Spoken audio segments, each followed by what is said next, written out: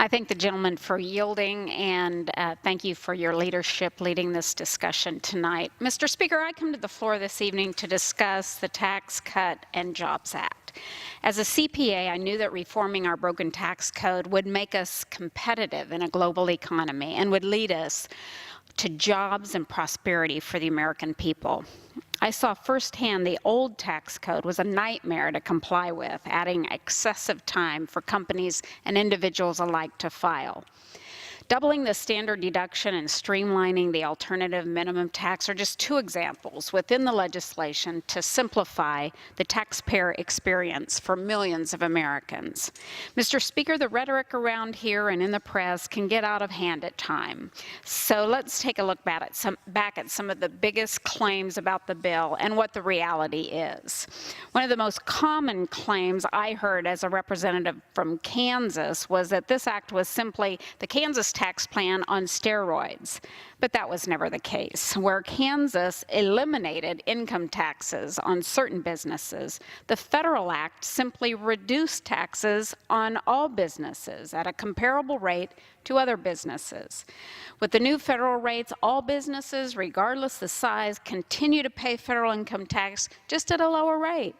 In fact, the truth is, instead of breaking the bank, thanks to this bill, the state of Kansas is seeing new revenue to the tune of nearly $140 million or more a year. Mr. Speaker, another one of the most egregious claims was the Tax Cut and Jobs Act would raise taxes on the middle class. Not only was this claim debunked by fact checkers, here's what the reality is in my district. A typical family of four in my district is seeing a federal income tax cut of just over $2,200. This is on top of bonuses paid and utility companies like Westar and Kansas City Power and Light announcing they would lower utility rates as a result of this tax reform. Lastly, Mr. Speaker, there were claims made that companies would keep the benefits of tax reform and not use it to grow jobs or wages. I'd like to share with you an example from my district which sets the record straight on this notion. The Lawrence Paper Company, which employs hundreds of workers across 3 locations in Kansas and Nebraska, has recently committed to increasing their post-tax reform investment to $13 million in equipment.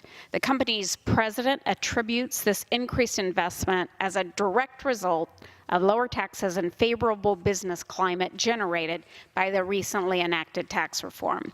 Couple that fact with the same company's employees receiving hundreds of large bonuses that went toward recovering holiday expenses, paying down bills, or reinvesting in their local community, and my point is even more clear. Mr. Speaker, this legislation is putting more money in Kansans' pockets and creating a system that allows our businesses to compete in a global marketplace. I could not be more pleased that Kansans and Kansas businesses are doing their part to get our state and national economy moving again. I yield back.